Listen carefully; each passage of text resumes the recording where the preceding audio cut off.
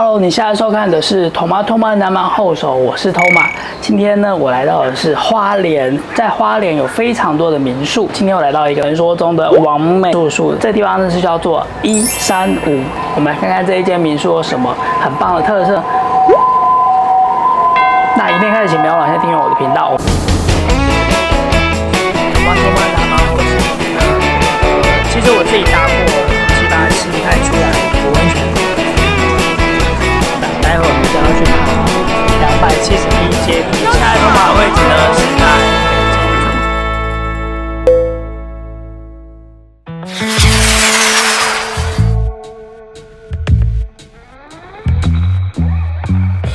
Yesterday I lost the battle, trying at all costs, oh, to keep you, baby, oh, to keep you, baby. 首先你会看到的135的停车场，依循这个停车场进来，就可以走到它的大门了。I lost you, baby, oh, I lost you, baby. 这边进出这个门很可爱，它只要使用密码就可以进出了。我觉得整个园区的氛围做得相当好，我也喜欢它的招牌，在这边有写个135。在这135里面，它有提供下午茶的服务，就是在我身后的这边也是这个民宿的服务大厅，造型非常的特别，有一个很大的屋顶，非常的有设计感。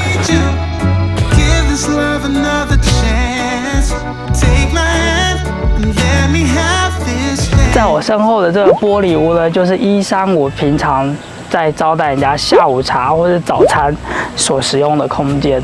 可是现在疫情的关系，所以全部都被关起来了。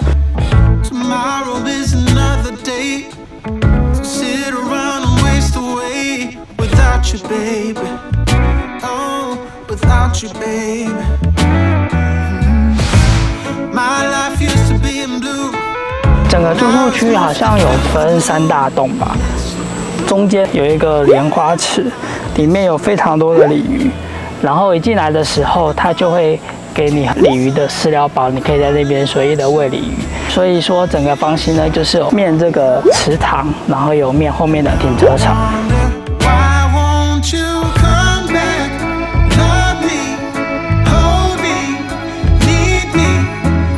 柜台前面有个作画空间，也是很多网美拍照的打卡点。挂在房间里的画都是在这里创作的。房间采温润的木头色调，墙面上米白色的壁纸加上床头的间接光，让屋里显得更温暖。开放式的客厅也让空间更舒适。隐藏在角落的厕所也提供免治马桶和精巧的洗手台。每间房型都有对外的小阳台，也有躺椅可以好好休息。可惜天空快要下雨了。大家都知道135的浴室是非常有特色的，就是现在在我身后这一个非常大的圆形浴缸。今天选择的呢是面3的房型，在这里的民宿没有办法选择你要的楼层，但是你可以选择面3或者是面湖。我觉得面3的房型的隐私感比较多。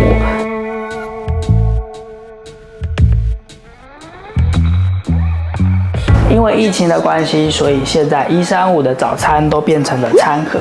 我想看一下这个餐盒里面有什么东西，我觉得真的很可惜。据我所知，大家应该都非常想要在玻璃屋吃早餐才对。这一次他附的餐盒，虽然说它是面包，可是它有一个小菠萝，一个蜂蜜蛋糕，这是那种标准的蜂蜜蛋糕。这种奶油面包吧，波蜜果菜汁。好久没喝波蜜了。好，这是他附的餐盒。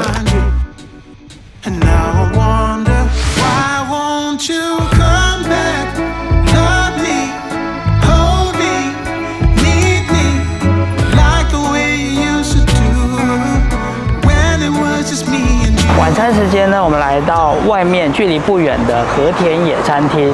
这浓浓的日式风格，我相当的喜欢，而且有非常好吃的手工披萨哦。我们带大家一起来试试看。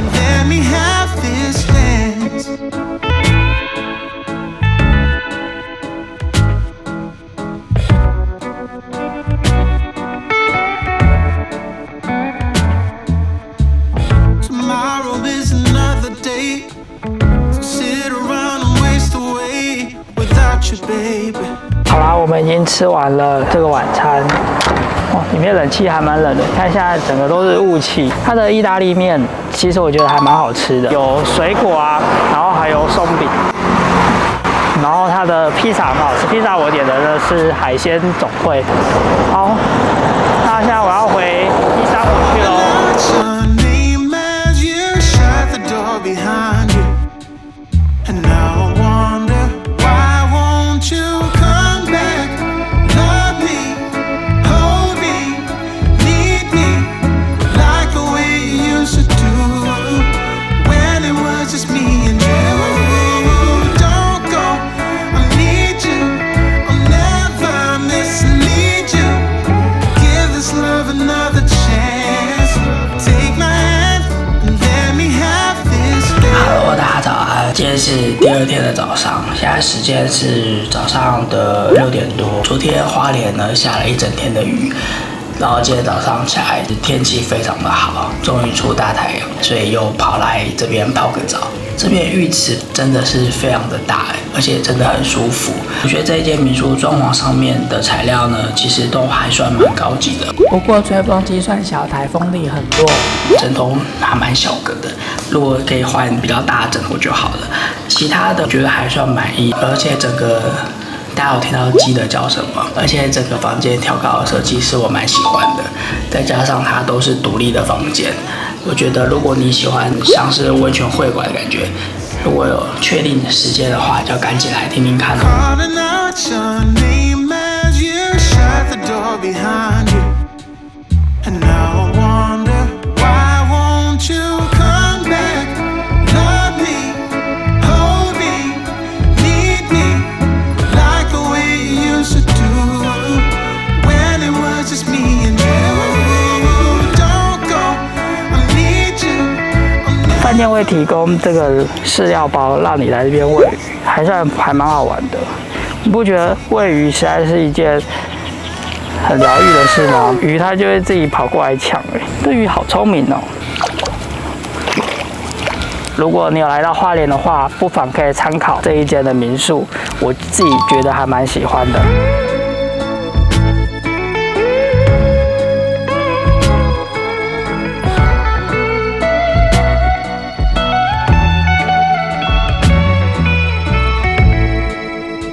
在花莲真的很舒服，如果每天都可以天气这么好就好了。好啦，影片到这边差不多要结束喽。如果喜欢我的影片，别忘了帮我订阅、按赞、分享。我是托马，我们就下一个城市见，拜拜。